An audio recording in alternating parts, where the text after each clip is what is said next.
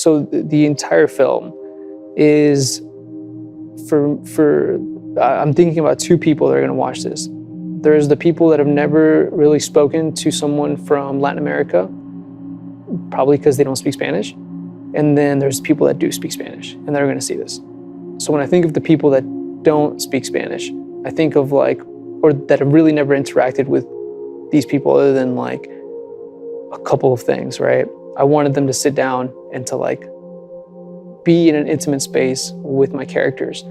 And that to me was really important because that's what film offers us, is that experience to be able to sit down and listen, hear, experience different cultures, different people in a very high definition sound and video, right? So I wanted people to feel like they were in the room and putting that focus on someone's eyes. I feel like it makes you feel for them. I think it's just me manipulating people to be look at this person super close, I wanted people to, so people would ask my mom cleans houses. That's where part of the character comes from. And my mom cleans houses for people, and they would always ask her, why are people coming to this country? So that's kind of what the film is about in a nutshell. What if this is all just a dream?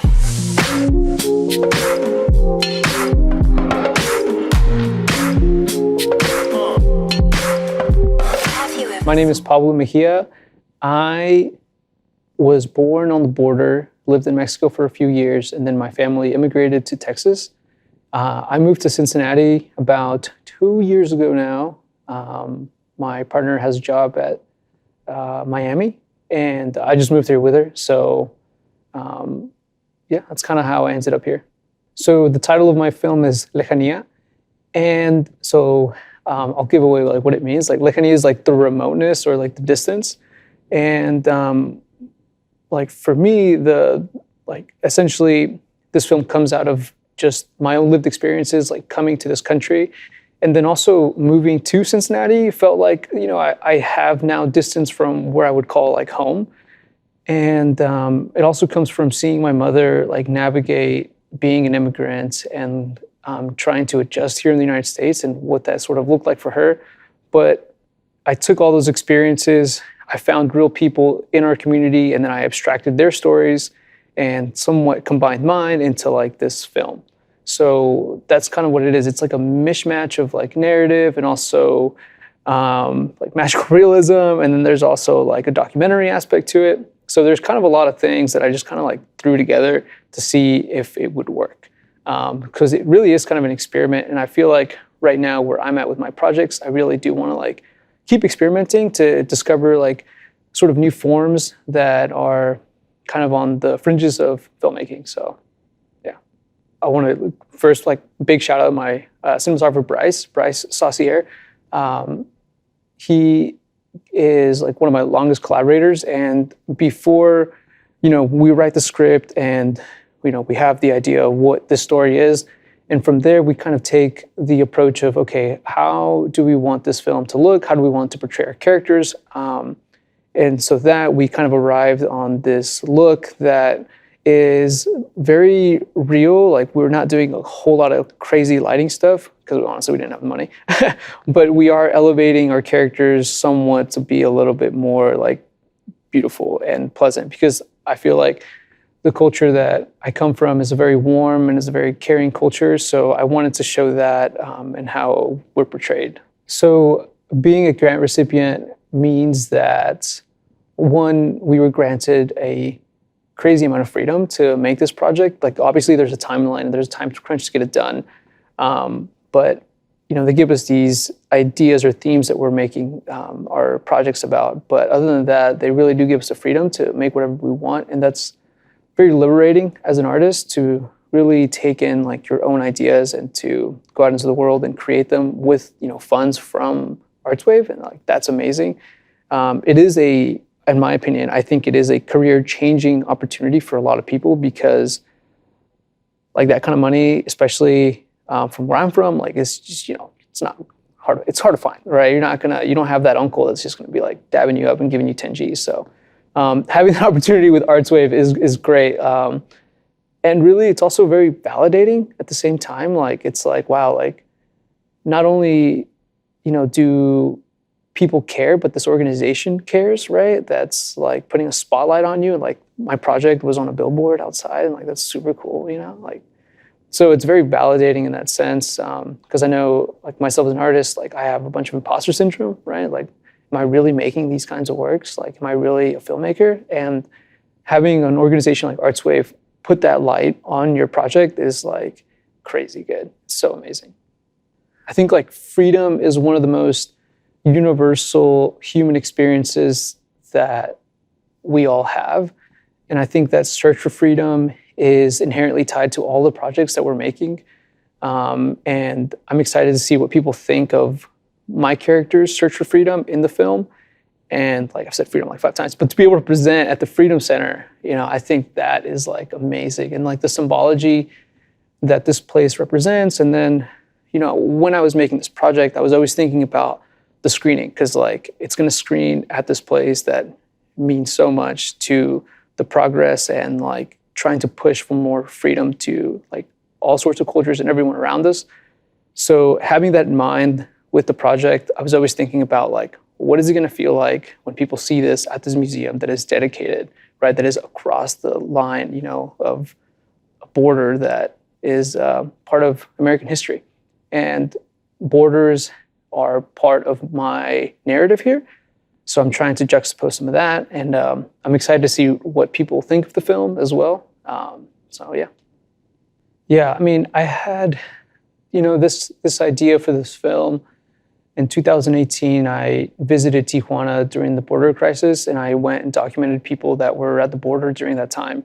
And from there, I started to interview people and kind of get an understanding of this like kind of phenomenon that's happening at our borders.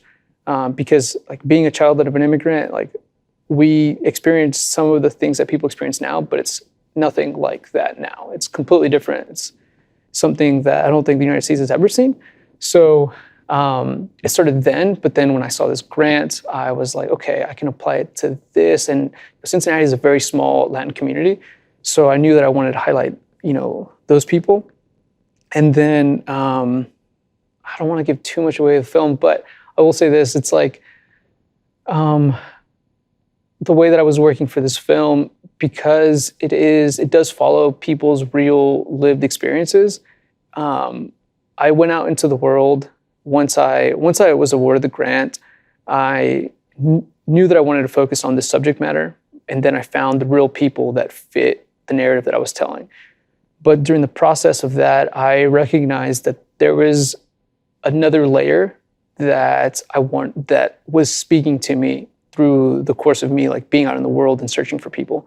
So when I started to listen to the stories that were being told to me, I then took those stories and applied them with my own film and created what we have now. And part of that is the journey of someone who is, fleeing their country in search of freedom, and the weight of coming here, and then also having the opportunity to express themselves. Because a lot of times I feel like when we're able to express ourselves and we listen to the stories of others, I think we can heal. So I think my film is about that. And it's also about how you find hope in the stories of others. So I can give you a concrete example. My mom, when I was growing up here, sometimes we would be driving throughout the highways, and you have these highways that are just like going on top of each other, and we would be driving, and I remember my mom would like be looking around, and she would ask herself like, who would have known that we would be like here, right? So there is a sense of like wonder, because it's like a new place, a new area, and there's like that to it. So like seeing my mom express that is directly in the film. And I wanted to like show that sense of like, wow, like, look at this new place, like look at this new area. I think people that are from here don't appreciate it as much. And people that come into this world and, you see this massive like infrastructure, you're just kind of like, wow, like, holy shit, I'm here, So there's that to it. I mean, if you're not from the United States and you're from Latin America, the United States has a brand image to it.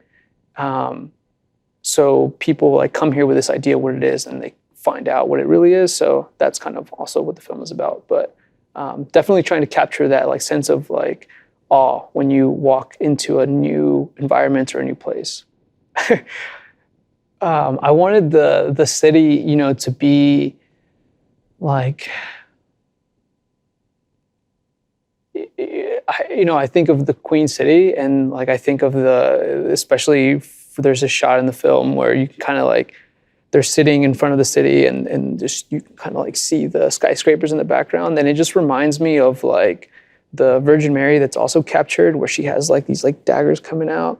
So, the city of Cincinnati is like definitely a character in the film. Like it's just kind of this new friend that you're kind of making, and you're not really sure about this person, but you're kind of like getting to know them, and you don't even speak the same language as them, but it is a interesting and exciting new person that you're meeting.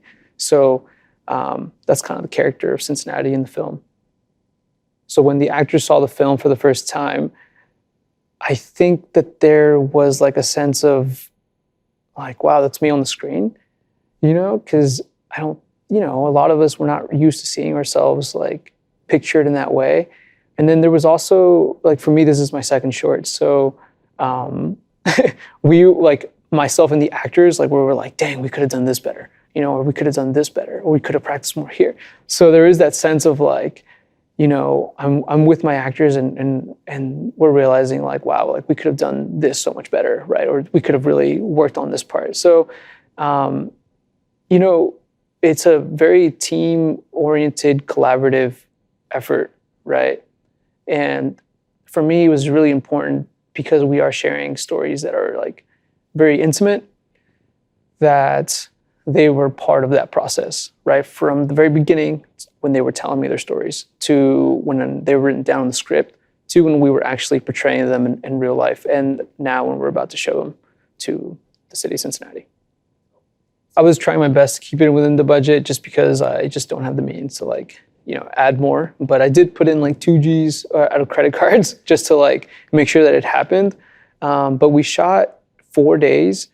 And it was really, shooting days are hard. It's like 12-hour days and you're just going until you're not. And the last day, I think we finished at like 4 a.m. But we structured it in the way that I wanted to get the easy scenes done early and then work up to the harder stuff at the end when, the actors and I had a little bit more of a cadence. So it worked out really well. And then we had a lot of help from Midwest Grip and Lighting, who sponsored, part of the film and helped us with their lighting equipment. The camera department also helped us out. They're a local rental house here. So, for us, like the 10K really went to like feeding everybody, paying the actors, and then securing locations, insurance, and then everything else really came, like the camera, all that stuff came from the grace of other people. Like everyone was just really on board with what we were trying to say. And it was really nice. The community in Cincinnati, as far as filmmaking, people went above and beyond to help us. I think her name is Kirsten from Film Cincinnati, also, helped me like find locations and make sure that I wasn't like breaking any laws by shooting in the streets. So I would say Cincinnati's like, the entire arts community here is like amazing and pushing projects. So the pre-production was like the longest piece because I had to find the characters that were like the right ones, right? So I actually posted a bunch of flyers all over town. I went to a bunch of the markets, right? The Latin markets around town, and I talked to people and I put the flyers up, and I really like met a lot of the people here, and it's a pretty small, tight-knit community. And one of the shop owners put the flyer on their Facebook, and after that, it was like my WhatsApp was just going off, And then it was really cool because I did talk to a lot of people, and all those stories that they were telling me influenced the way that I thought about the material that we had. So that was honestly the longest period was the pre-production. And once I met Jimena, Teresa, and Elmer, who are the protagonists in our film, we had one table reading, but other than that, because I was trying to capture them as they are, we didn't do a whole lot of like rehearsals. And that was partly because I really wanted to have like a certain realism to the film. And most of the rehearsing, I would say, was us like playing basketball and like going out and like doing stuff, mostly for the trust, right? And I think because they're a family, like, so they don't need to act, you know? It was kind of like, here's the situation, now do it, right? So I would just give them very small direction, and they would kind of just take the reins on it. So I think the pre-production was really just about like becoming friends. The aesthetic, it's kind of weird. I'm still trying to figure out what to even call it or what to describe it as. But I would say the closest thing is to like that of like magical realism, just because there's like certain elements in the film that, I don't know, just wouldn't happen in real life, but they're close enough to where they could, you know? And I think like spirituality is like a big thing in this film. So, you know, involving that element into different day-to-day things that our characters were doing was really nice. And I think it adds like a certain value to the film, and like the way that I'm trying to portray my characters as like very like hopeful, spiritual people. So there's a lot of talk of God in this. So it's, yeah, I would say like magical realism is probably the closest thing that I would tie it to. So choosing my protagonist really came down to finding someone that when I looked at them, I knew that I just wanted to hear their story. And when I met Jimena and Teresa for the first time, you know, I just couldn't help but think of my mom. And after that, it just became kind of easy to like think about how I would portray them. So it was really nice. And then my partner, Tina, helped me out a lot with like just some of the acting and talking to, coordinating with everybody. We had a very small crew of people. We had like 5 people, I think. So it was a very small crew. But again, like portraying a female character is difficult because you're trying to like find the right balance of like, you know, how much of my own experiences do I put in? And then it really came down to like listening like really intently to what these people were telling me. And then like me as a director just being like, okay, let's put the camera here. And then, yeah, that's pretty much it. So at the end, these characters are having this discussion, and, you know, I really wanted to, so the entire film is for I'm thinking about 2 people that are going to watch this. There's the people that have never really spoken to someone from Latin America, probably because they don't speak Spanish. And then there's people that do speak Spanish, and they're going to see this. So when I think of the people that don't speak Spanish, I think of like, or that have really never interacted with these people other than like a couple of things, right? I wanted them to sit down and to like be in an intimate space with my characters.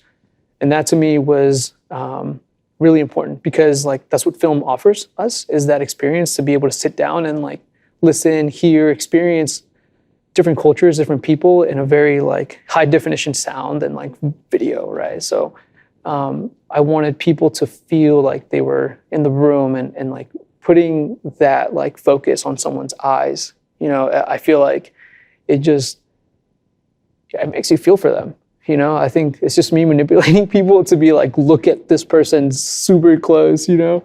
And like, yeah, I wanted people to, so people would ask my mom cleans houses. That's where part of the character comes from. And my mom cleans houses for people, and they would always ask her like, why are people coming to this country? You know? So that's kind of what the film is about in a nutshell. like, here it is. So, and that scene is specifically saying, here it is.